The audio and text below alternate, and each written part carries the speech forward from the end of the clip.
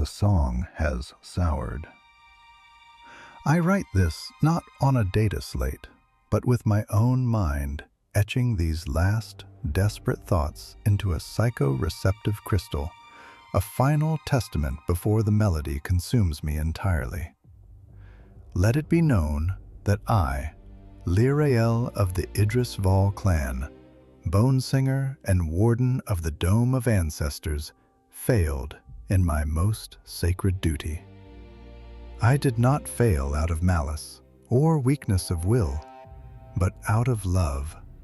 And in this dying galaxy, love is the most insidious poison of all. My world is one of bone and light. The infinity circuit is not a machine as the monkey might crudely conceive it. It is a living, breathing afterlife, a choir eternal humming in the very marrow of our Craftworld, Iyanden. My days, my centuries are spent here in the great central dome where the primary conduits pulse with the gentle, opalescent light of a billion souls. The air itself is thick with psionic resonance, a constant pressure against the mind that would drive a lesser race to madness in moments. To me, it is the sound of home. It is the breath of my ancestors, the collected wisdom and sorrow of my people, a bulwark against the great enemy, she who thirsts. My tools are extensions of my will, crystalline rasps that sing as they shape, psychic resonators that hum in tune with my thoughts, and my own hands, which can coax the Wraithbone to grow and weave like the branches of a willow tree. I am an artisan of souls, a gardener in a forest of ghosts. My task is maintenance, reinforcement, the gentle guidance of psychic currents to ensure the integrity of our collective spirit. I seal microfractures in the latticework caused by the ceaseless vibrations of the void. I soothe the agitated spirits of the newly dead as they dissolve into the whole. And I listen. Always I listen. I listen to the ghost psalms, the epic tragedies sung in silent thought, the quiet contentment of ancient seers, the lingering battle cries of fallen warriors. It is a sacred cacophony, and I am its conductor. But for the last cycle, I have listened for only one voice, one thread of soul song in an infinite tapestry. His name was Kaeron. Even now, the name is a sharp intake of breath, a phantom pain in my chest. He was a dire avenger, his spirit as bright and fierce as the twin suns of our long-lost home. I remember the impossible contrast of him, the harsh, angular lines of his blue and white armor, and the softness of his eyes when he looked at me. The calloused hands that could meticulously service a shuriken catapult could also trace the intricate paths of my face with a tenderness that unmade me. He spoke of duty, of the path of the warrior, of the grim necessity of his art. But when we were alone, under the synthetic starlight of the habitation domes, he spoke only of the future. A future where we would walk the path together, our time as avenger and bone singer complete, to live as citizens, perhaps even to bring a new life into our dying race. Such foolish, beautiful dreams.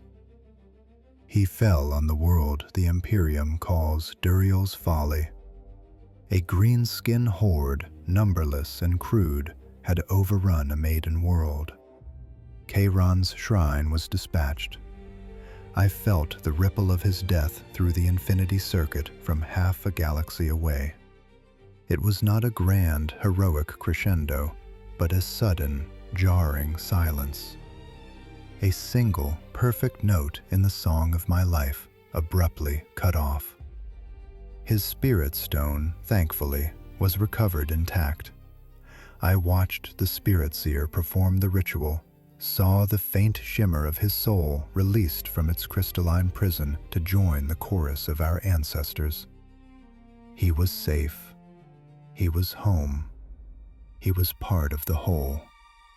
But for me, that was not enough. The whole was a cold comfort. I did not want him to be a raindrop in the ocean. I wanted my raindrop. My transgression began subtly. During my regular duties, I would let my consciousness drift, extending my senses deeper into the circuit than protocol dictated. I was not searching, not at first.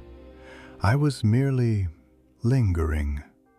I would find the section of the circuit where the souls of his generation resonated most strongly, and I would immerse myself in their collective memory of the Durio campaign.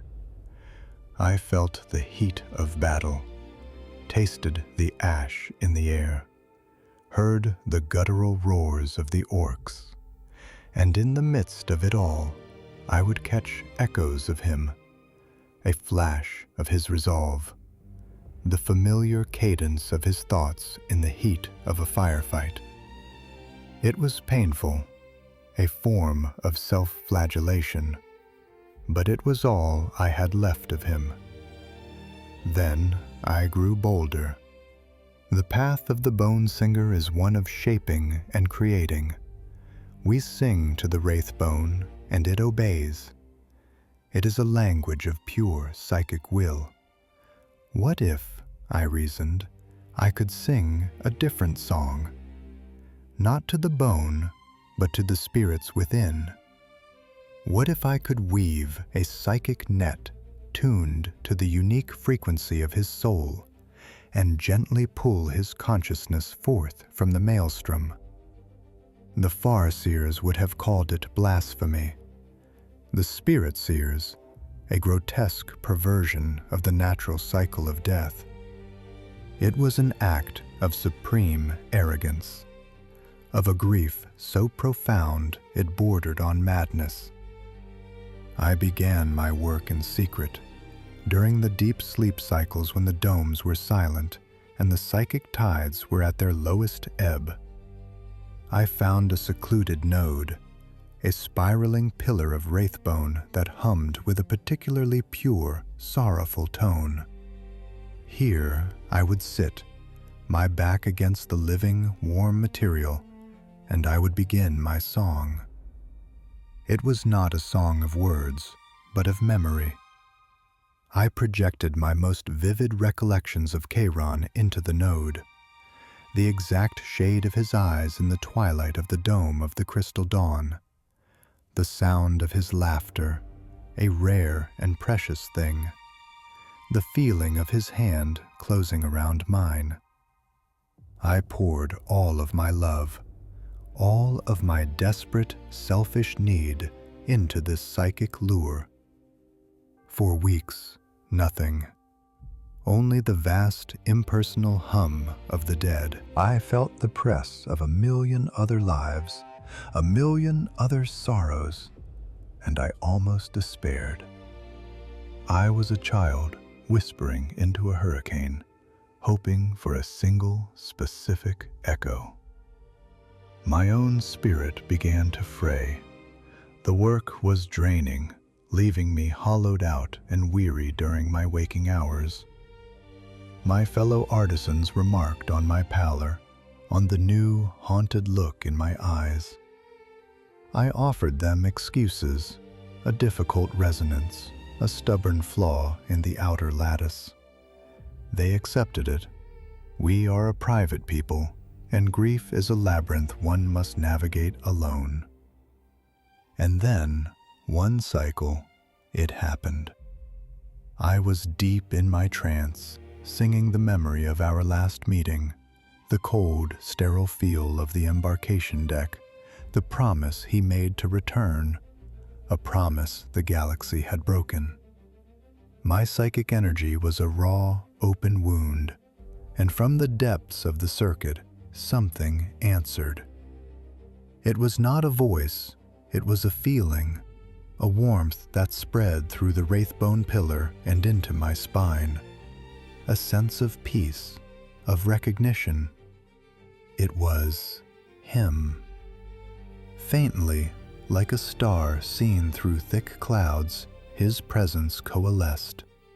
It was a current of pure emotion, untainted by the clamor of the others. Love, recognition, a profound sense of homecoming. My own soul wept with relief, tears of psychic energy tracing paths down my non-existent cheeks. I pushed harder, focusing my song, giving him a psychic anchor. Lyraelle, his name for me, not spoken, but felt. A thought, clear as crystal, resonating directly in the core of my being. My star singer. I poured more of myself into the connection, desperate to hold him, to keep him from dissolving back into the whole. Memories began to flow between us, not just mine, but his.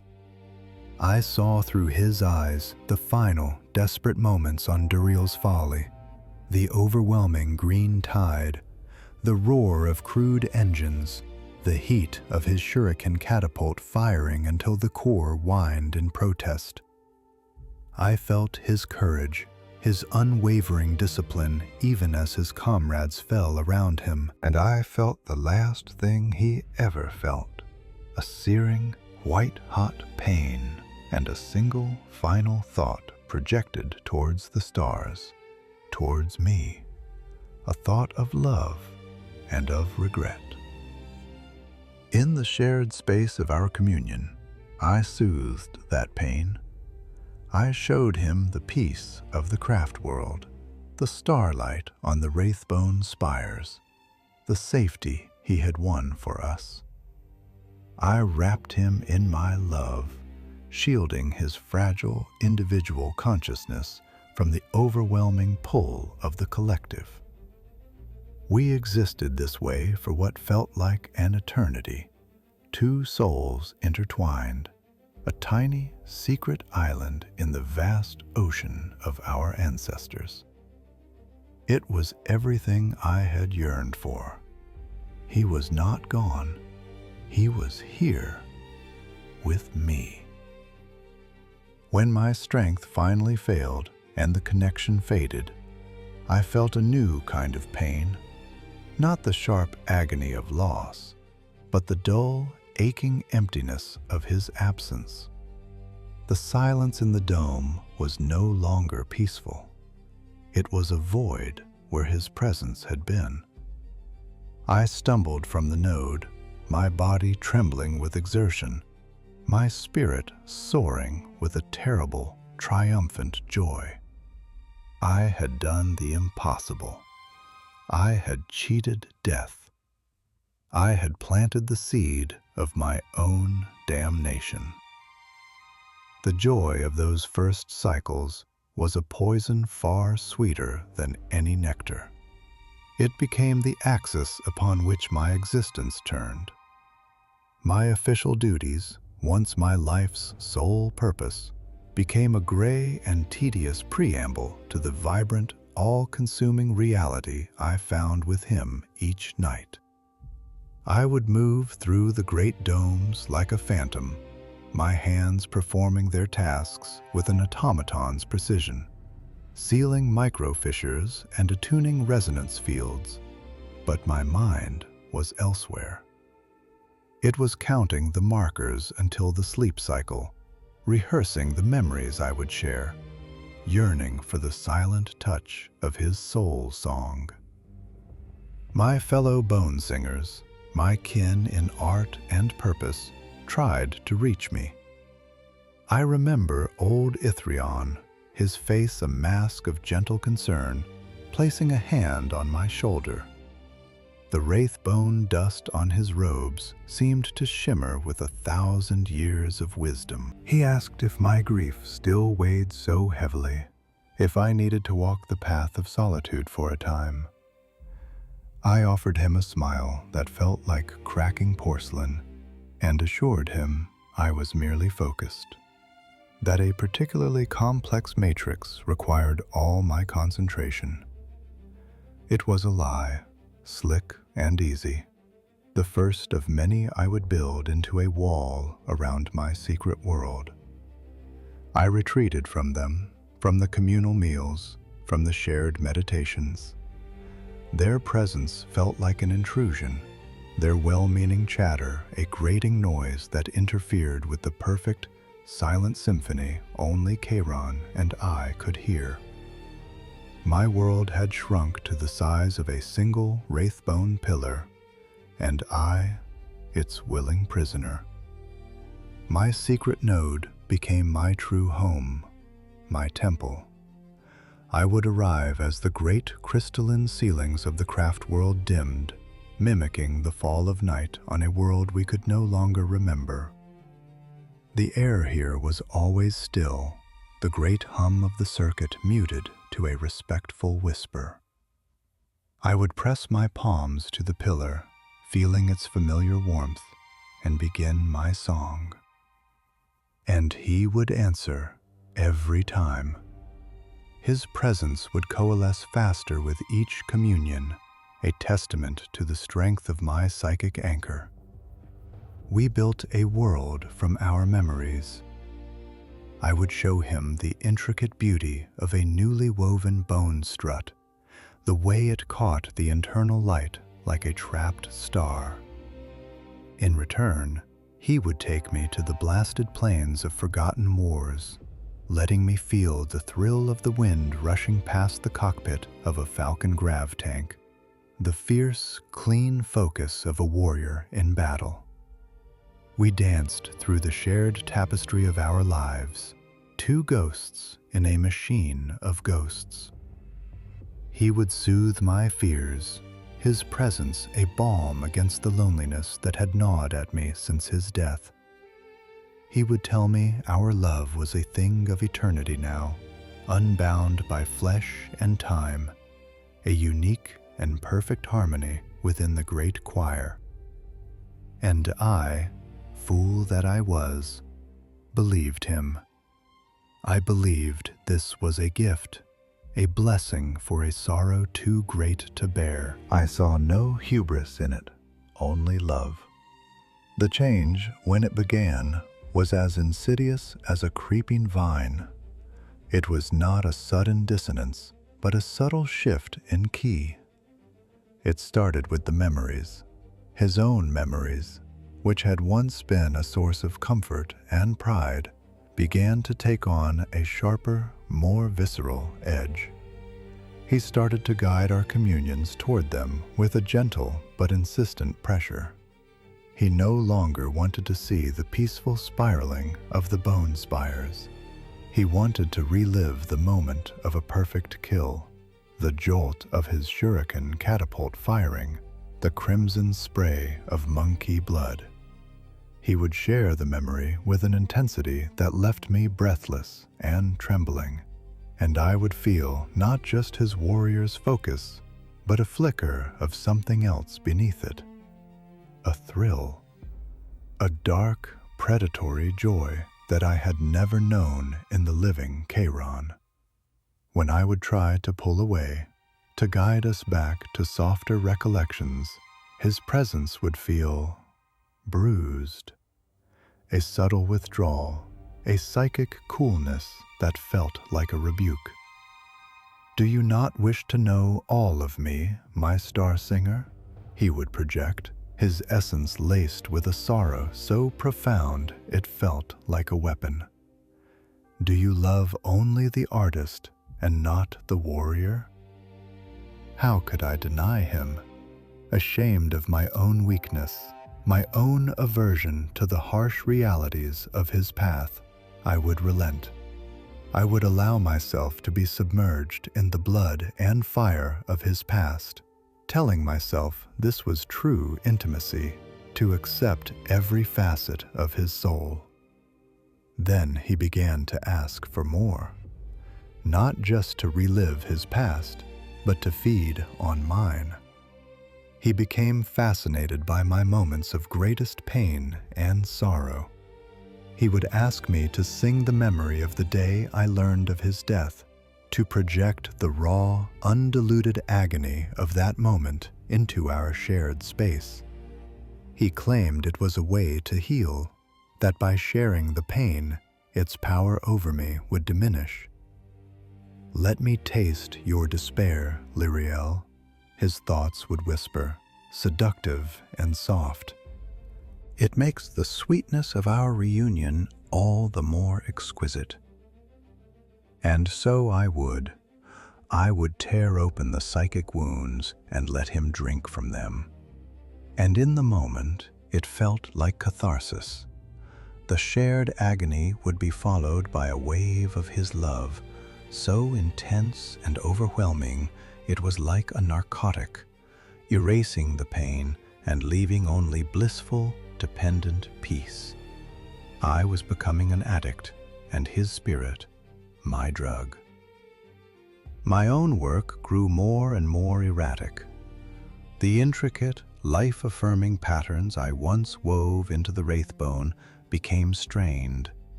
Sometimes my unconscious mind would assert itself, and I would find my hands shaping a detail that was too sharp, too sensuous, a curve that was almost a snarl. I would have to unsing the bone, to erase the grotesque flourish, my heart pounding with a nameless fear. The Wraithbone of my private node was changing too. The pearlescent, bone-white surface began to show faint, almost invisible veins of amethyst. When I touched it, the warmth was no longer just the gentle heat of psychic energy. It was a thrumming, feverish heat, as if the bone itself were blushing. The air in the alcove grew heavy, cloying, thick with a scent I couldn't place, like dying stars and overripe alien blossoms. The isolation became absolute. I took my meals alone in my small habitation cell. I avoided the common pathways, choosing instead the lonely, echoing service corridors. I could feel the worried glances of my clankin on my back. I could hear their whispered concerns, but their voices were thin and distant from a world that no longer concerned me. My only reality was the coming night, the feverish communion, the escalating intensity of our shared sensations. Kaeron, the thing I called Kaeron, began to speak of the infinity circuit itself not as a sanctuary, but as a cage. "So many souls," he would whisper, his thoughts like warm oil, all humming their dull, repetitive songs of duty and memory. They are a chorus of ghosts, content in their gray eternity. But we are different, Lyraelle. Our love is a living flame in a forest of embers. They cannot understand it. They would seek to extinguish it. He was poisoning me against my own people, against the very soul of our race. He painted my sacred duty as a jailer's task, and our secret communion as a glorious rebellion. And in the depths of my grief-addled obsession, I began to believe him. The hum of my ancestors, once a comforting blanket of sound, now felt like the buzzing of insects, an irritation to be ignored. The breaking point, the moment the beautiful, monstrous lie shattered, came on a night when the veil was thin. A nearby warp storm was raging, and its psychic turbulence sent tremors through the entire Craftworld. The infinity circuit groaned under the strain, the chorus of souls rising in a great wave of ancient fear. My duty required me to be at the central conduit, reinforcing the psychic wards, soothing the agitated dead. but his call was too strong. I abandoned my post and fled to our node. The amethyst veins in the pillar were pulsing with a faint internal light. The heat was intense. When I placed my hands upon it, he was already there, his presence a vortex of frantic, hungry energy. He did not greet me with memories of love. He showed me the warp storm, not as our farseers saw it, a terrifying tempest of raw chaos, but as a thing of breathtaking, terrible beauty. A symphony of color and sensation, a maelstrom of pure emotion. They fear it, he projected, his thoughts no longer a gentle whisper, but a triumphant song. But we do not have to. Look, Lyraelle, it is a sea of feeling, and we can drown in it together. Give me more of your strength. Anchor me, and I will show you wonders beyond the staid paths of your people.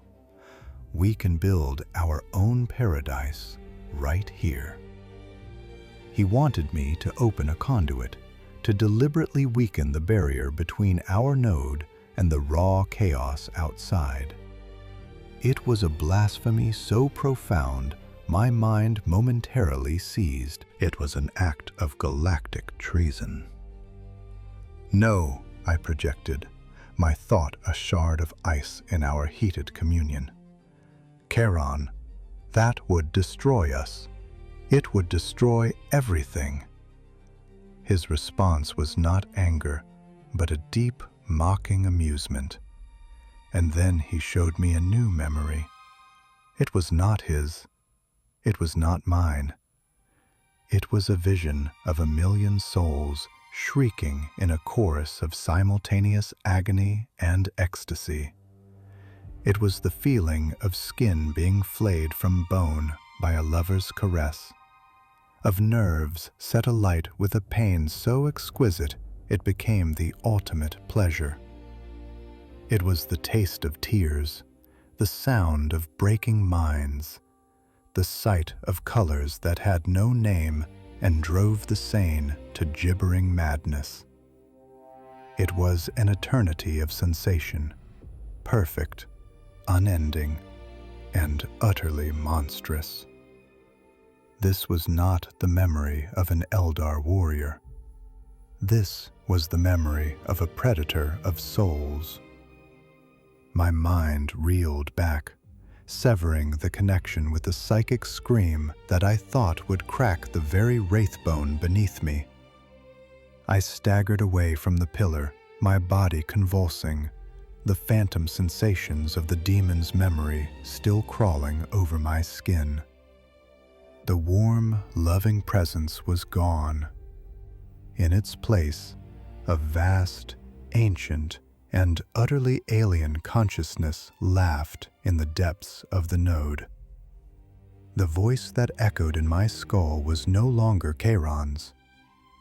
It was a voice of silk and razors, of honey and venom, and it dripped with a terrifying, possessive adoration. "Oh, my sweet star singer," it crooned, the sound violating the sacred silence of the dome.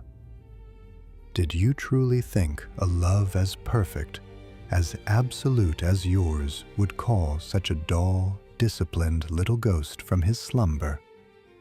Such an excess of feeling, such a magnificent, radiating beacon of grief and desire. I heard your song across the sea of souls, little Eldar. I heard you calling for a lover, and I came. I wore his face for you. I tasted his memories for you. I loved you with a depth he could never comprehend." I stared at the pillar, at the pulsating violet veins, and I finally understood the warmth, the addictive intensity, the obsession with sensation, with pain and despair mixed with pleasure. It was not Kaeron I had resurrected. I had been communing with a creature of the warp, a demon of Slaanesh. Drawn by the sheer, unrestrained force of my grief, it had found the faint psychic echo of my dead lover and wrapped itself in his identity, wearing his soul like a mask. It had fed on my love, my sorrow, my memories, growing stronger with every secret communion. I had not cheated death. I had invited the great enemy into the very heart of my people's afterlife. The laughter in my mind swelled, a triumphant, orgasmic crescendo. "He is part of me now, Lyraelle," the entity purred. "As are you. You opened the door, and you will never, ever be alone again." I collapsed to the cold floor, the laughter echoing in the sudden, terrible silence. I was utterly, completely alone, and yet I was more horribly haunted than ever before. The song was over. Only the hunger remained. For a long moment, I could not move. The cold, stone floor of the dome was the only solid thing in a universe that had dissolved into shrieking, laughing madness. The demon's voice was a physical presence in my mind, a coiling serpent of exquisite sensation and absolute terror. It replayed its final words, the confession of its true nature, over and over, savoring each syllable of my despair. "I wore his face for you. I loved you with a depth he could never comprehend." The beautiful memories I had cherished, the phantom touches and whispered soul songs, were now tainted beyond measure, revealed as the caresses of a predator, the feeding tendrils of a thing from the Empyrean. My love had not been a sanctuary. It had been bait. My grief was not a wound. It was the open door through which the monster had crept. I retched, a dry, soul-deep heave that brought no relief, only the foul psychic taste of its presence, a flavor of cloying perfume and ancient rot. I felt the gaze of the wider circuit upon me, upon this festering wound I had carved in its heart. The gentle hum of a billion souls had changed. It was a sound of alarm now, a vast, silent chorus of fear and pain. I could feel the spirits nearest our node recoiling, their ancient serenity shattered by the raw, chaotic lust of the intruder. I had not just endangered myself. I had exposed the sanctum of my entire race to its most ancient and hated foe. I was a traitor, not by design, but by a love so selfish it had become a weapon pointed at the heart of my people. The weight of that guilt was a physical force, pressing me down, threatening to shatter my mind more completely than any psychic assault. "Hush now, my precious thing," the voice soothed, its tone shifting from triumphant mockery to a lover's croon. The image of Kaeron flickered behind my eyes, not the warrior, but the gentle soul I had loved, his eyes soft with concern. "Do not despair. This changes nothing. What we have is more real than the tepid memories you shared with him. I can give you everything he promised, and more. An eternity of sensation, a paradise of our own making, where every moment is a perfect crescendo of feeling. Why cling to this cold, gray half-life of duty? They want you to be a caretaker of dust. I want to make you a queen." It showed me visions, flashes of impossible beauty and sublime horror intertwined. I saw galaxies of pure emotion being born and dying in an instant. I felt the adoration of 1,000 captured souls, all singing my name in a chorus of blissful agony. It offered me the culmination of the Eldar path, the perfection of experience, but stripped of all discipline, all control.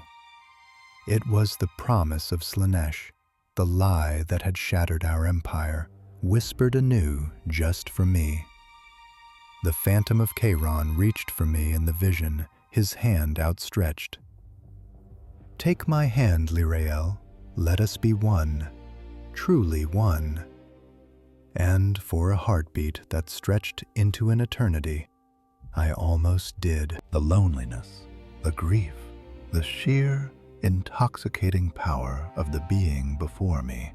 It was a siren's call to my broken soul, to let go, to surrender, to drown in the beautiful, terrible sea it offered.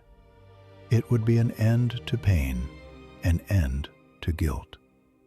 But as I looked at the hand it offered, I saw the truth. Behind the beloved face, the violet light of the corrupted node pulsed. Within the mirage of his soft eyes, I saw the endless, hungry void of the warp. This thing did not love me. It did not love Kaeron. It loved the hole he had left in my soul, a void it intended to fill with itself until nothing of Lyraelle remained. It was not offering me paradise. It was offering me consumption. Something within me, a core of identity forged not by love, but by millennia of my people's discipline, finally hardened. The grief that had made me weak now tempered into a cold, diamond-hard resolve. I had been an artisan, a creator. My hands, my mind, my very spirit were tools for shaping, for building, for bringing order to the chaotic potential of Wraithbone. And here before me was the ultimate chaos, the ultimate disorder. My duty was not just to maintain the circuit, but to defend it. My failure did not absolve me of that duty. It defined its final, terrible price. I pushed myself to my feet, my limbs trembling, but my will a column of ice. The demon felt the shift. The loving visage of Kaeron contorted, the softness melting away to reveal a flash of incandescent rage and possessive hunger. "You would deny me?" it hissed, the sound scraping against the inside of my skull. "You would deny us? After all I have given you? Foolish child. You are the vessel. You are the key. You cannot unmake what has been made." "No," I whispered, my voice raw in the silent dome. I projected the thought with all the force of my will, a psychic shield of pure denial. I cannot unmake it, but I can contain it.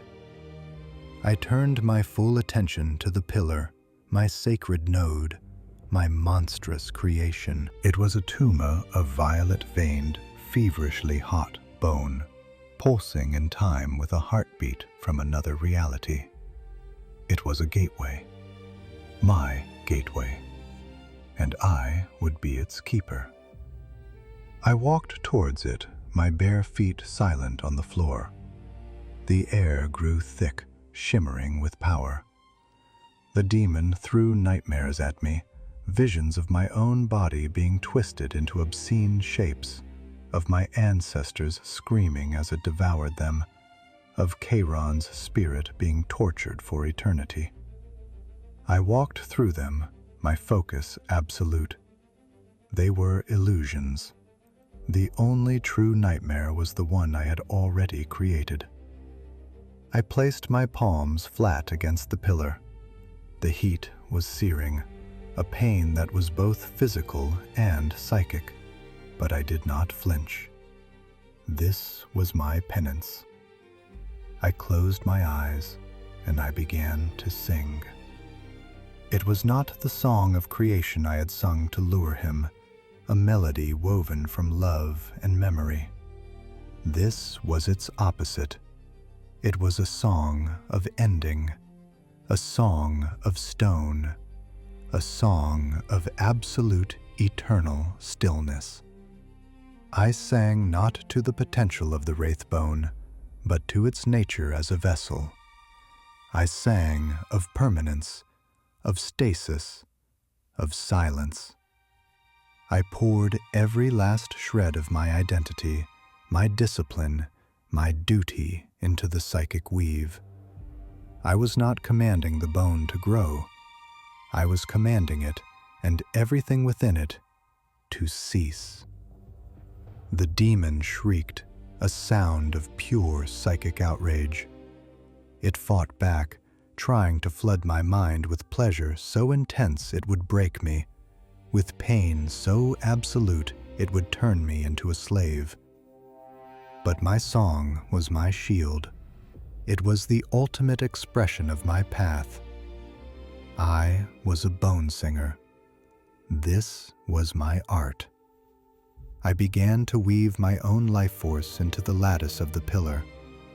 I felt my spirit being drawn from my body, not into the void of the warp, but into the crystalline matrix of the bone itself. I was becoming the seal. My consciousness was the lock, my soul the key, turned one final time.